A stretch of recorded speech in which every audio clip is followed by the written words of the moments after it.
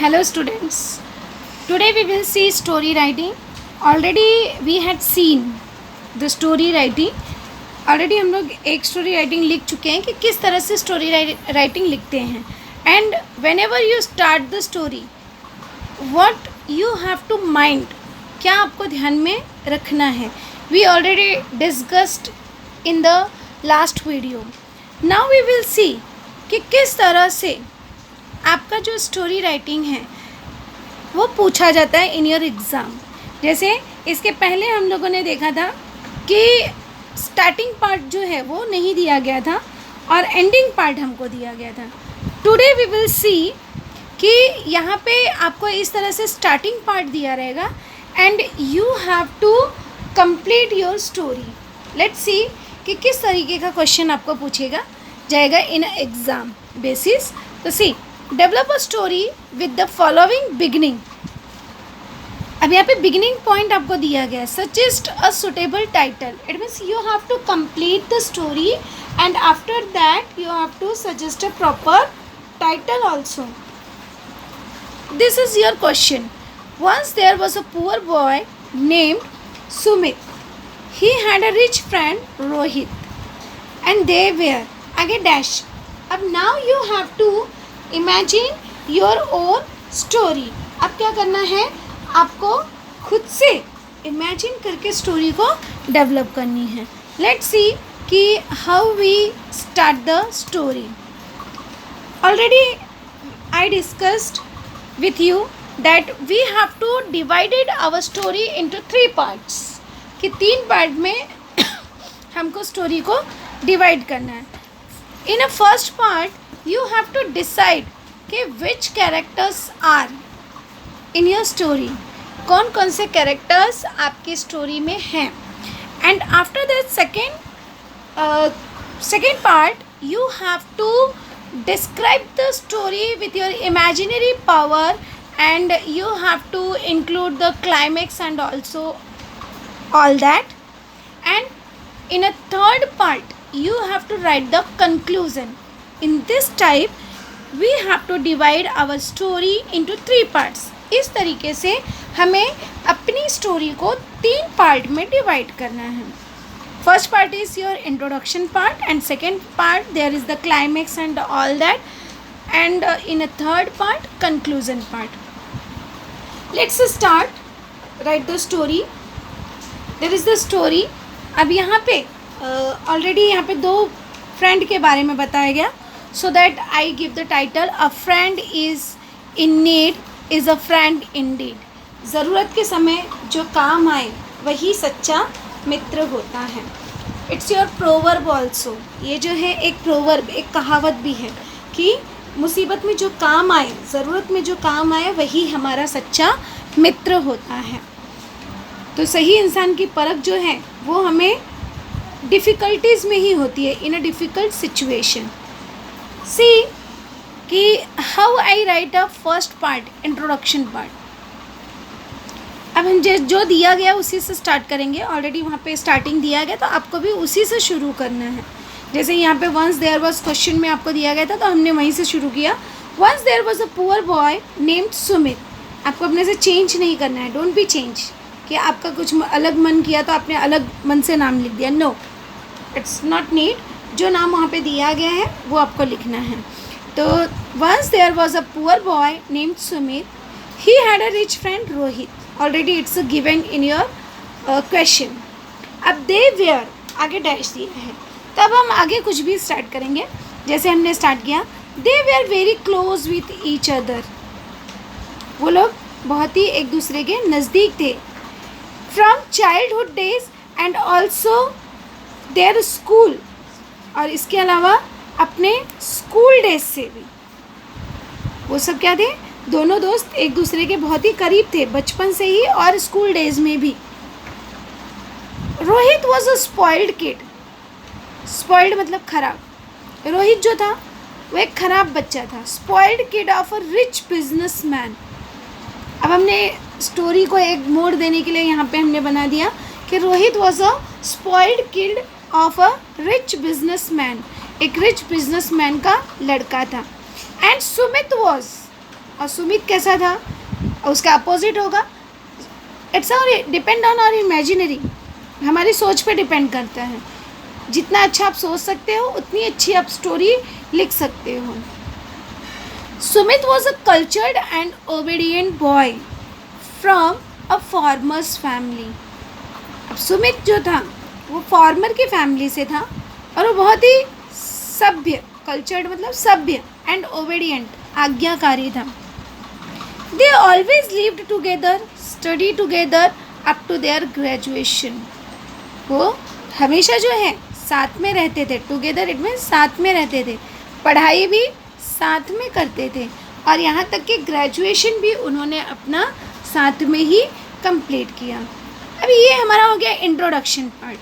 हमने इंट्रोडक्शन दे दिया, रोहित कौन है और सुमित कौन है। अब हम आगे बढ़ेंगे सेकेंड पार्ट की तरफ कि how you have to develop the second part. After finishing his graduation, Sumit started working as a clerk in one of the credit societies, which was run by Rohit's father. अब रोहित जो था वो धनी था, तो सुमित जो है ग्रेजुएशन के बाद उसके पिता के ऑफिस में वह काम करने लगा। He was happy with the job. वो अपनी जॉब से बहुत संतुष्ट था। He always be punctual and honest for his work. अब हम यहाँ पे उसके बड़ाई करेंगे कि वो बहुत ही पंक्चुअल था, ऑनेस्ट था अपने काम को लेकर।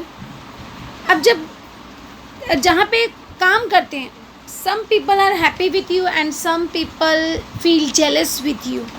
दो सिचुएशंस होती है, कुछ लोग आपको देखकर आपको प्रोत्साहित करते हैं और कुछ लोग जो है they feel jealous with you. तो यहाँ पे हम एक क्लाइमेक्स डाल देंगे कि वन ऑफ द एम्प्लॉय, एक एम्प्लॉय था जो काम करने वाला है। एम्प्लॉय मीन्स वर्कर, काम करने वाला। तो यहाँ पे आप जो है एम्प्लॉय का नाम भी मेंशन कर सकते हो। मैंने नहीं किया but you can mention the name of the employee. तो one of the employee who was not happy with Sumit. अब यहाँ पे देख रहे हो आप छोटे छोटे sentence, you have to frame a small sentences and meaningful sentences. Some sentences positive, some sentences negative. अब यहाँ पे negative बना दिया कि who was not happy with Sumit. He always jealous. Jealous मतलब जलन होना। उसे हमेशा क्या होती थी, jealous होती थी। Jealous with Sumit and always create trouble for him. जहाँ पे jealous होगा तो वो क्या करता था, हमेशा मौका ढूंढता था उसको इंसल्ट करने का। Insulting him and blaming him unnecessarily. बिना कारण उसे ब्लेम करने का मौका ढूंढता रहता था। अब उसने क्या किया, अब here again a climax, very big climax. One day he kept some money in Sumit's bag. एक दिन उसने क्या किया, सुमित के बैग में कुछ पैसे रख दिए and told everyone, और सबको कहा। अब क्या कहा, देखो आपको मैंने पहले भी कहा था कि whenever you write a story, on that time you have to write some direct and use some direct and indirect speech. Conversation होना चाहिए, तो यहाँ पे हमने कन्वर्सेशन लिख दिया। told everyone Sumit has stolen the money from the counter. अब उसने सबको कहा कि सुमित ने काउंटर से पैसे चुरा लिए। The news spread like a forest fire, और ये न्यूज़ जो है वो फॉरेस्ट फायर, जैसे जंगल में आग लगती है तो आग कैसे फैलती है, एकदम तेज़ी से, तो उसी तरह से अब ये न्यूज़ जो है वो सब जगह एकदम तेज़ी से फैल गई। Rohit and his father heard that news. अब ये न्यूज़ फैलते फैलते रोहित और उसके पिता तक गई, उन्होंने भी सुना। रोहित फादर सेड, अब उसने क्या कहा, see what the Sumit did. देखो सुमित ने क्या किया। अब क्या किया, but Rohit was sure that his friend would not do such kind of work. लेकिन रोहित को विश्वास था कि उसका फ्रेंड जो है वह इस तरह का कार्य नहीं करेगा। सो ही चेक्ड, अब यहाँ पे उसने अपने फ्रेंड को बचाने के लिए उसने क्या किया?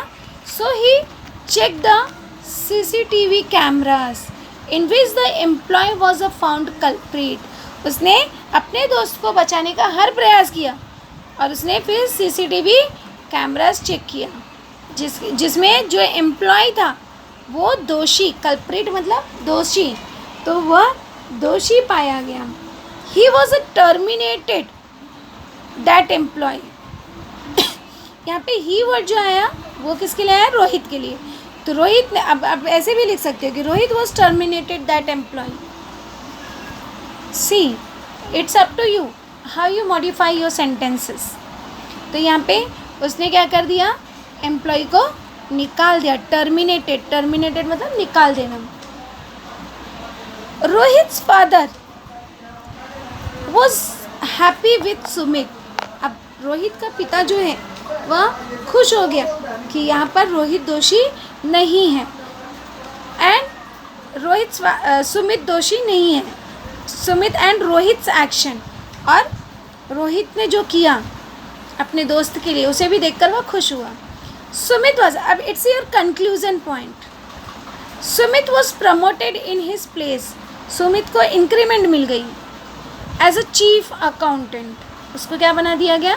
चीफ अकाउंटेंट बना दिया गया। In this way Rohit come to rescue Sumit.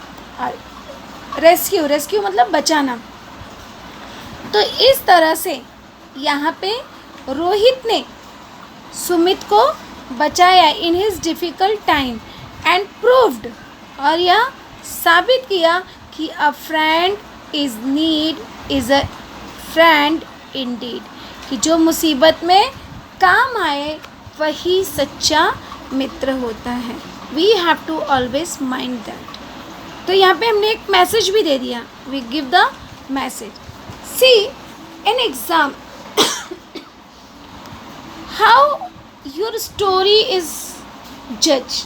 आपका स्टोरी जो है वो कैसे जज किया जाता है? तो देखिए इसका मार्किंग स्कीम क्या है कि किस तरह से आपकी स्टोरी को देखा जाता है। बिकॉज जब आप उसको सही डायरेक्शन में लिखोगे, जब इस डायरेक्शन में सोचोगे, then you develop your story very well. Otherwise you write anything unnecessary, जो ज़रूरत नहीं है वो लिखते जाते हैं और आपकी स्टोरी जो है लिखने के लिए 2-3 पन्ने लिख डालते हैं, but it's a useless. There is a no grammar, there is a no vocabulary, there is the no title and no, it's not a logical order. तो you have to mind that जब भी आप अपनी story लिख रहे हो तो इन 4 बातों का ज़रूर ध्यान रखना। जैसे यहाँ पे मार्किंग स्कीम मैंने आपको बताया है। There is a marking scheme of the story writing, कि जब भी स्टोरी आपकी जज होती है तो इस टॉपिक से पर होती है। जैसे first, title and beginning. Title आपको, you have to mind that title, क्या टाइटल हो सकता है स्टोरी का। अगर स्टोरी का टाइटल सोच लोगे तो आपको फिर बिगिनिंग समझ में आएगा कि किस तरह से आप अपनी स्टोरी को एक डायरेक्शन में लिखने वाले हो। तो इसलिए जब भी स्टोरी लिखते हो तो उसका टाइटल एंड द बिगिनिंग, कैसे आप उसकी शुरुआत करते हो, तो यही चीज़ें चेक भी की जाती हैं। टाइटल और बिगिनिंग के लिए 1 मार्क्स होता है आपका इन एग्ज़ाम। वोकैबुलरी, अब ये नहीं कि टाइटल और बिगिनिंग लिख के छोड़ दिया और आपको 1 मार्क्स हो गए। No, you have to complete your story but mind it. Vocabulary and the grammar, आपने किस तरह की भाषा यूज़ की है, शैली, आपकी भाषा शैली कैसी है। लैंग्वेज, तो vocabulary, which type of word you use in story, तो so that you have to focus on your vocabulary and the grammar. Grammar में जैसे मैंने कहा कि you have to write the story in a past tense or the past perfect tense. It means simple past tense or past perfect tense. तो you have to mind that. अब ये नहीं कि आप प्रेजेंट में शुरू हो गए, फ्यूचर में शुरू हो गए, आप किसी भी डायरेक्शन में लिखते जा रहे हो। No, you have to mind that grammar. Grammar का आपको माइंड में रखना है। यूज़ ऑफ अप्रोप्रिएट पॉइंट्स, उचित पॉइंट्स यूज़ करें। ये नहीं कि स्टोरी शुरू तो हो गई बट उसका एंड अप नहीं आ रहा है, जो मन में आ रहा है वो लिखा जा रहा है। तो no, you have to use the appropriate points, use the appropriate examples and convey some message to the society or the reader. आपका जो स्टोरी होता है वो कुछ मैसेज देने वाला होना चाहिए. इट मीन्स वो कुछ इफ़ेक्टिव होना चाहिए. और अंतिम में आपका देखा जाता है लॉजिकल ऑर्डर. आपने किस ऑर्डर में लिखा है. ये नहीं कि पहले जो है उसने बैग में पैसे डाल दिए, बाद में वो दोनों दोस्त बन गए, तो इट्स नॉट अ ऑर्डर. वो आपका लॉजिकल ऑर्डर नहीं है. इट मीन्स घटना जो है सही क्रम में आपका होना चाहिए. उसके लिए 1 मार्क्स होता है. तो इन this way your story is for the 5 marks. आपकी स्टोरी जो है वह 5 मार्क्स की होती है. और इन सब पॉइंट्स पे फोकस करके यू कैन गेन 5 मार्क्स. आप जो है 5 मार्क्स आसानी से प्राप्त कर सकते हैं इन योर एग्ज़ाम.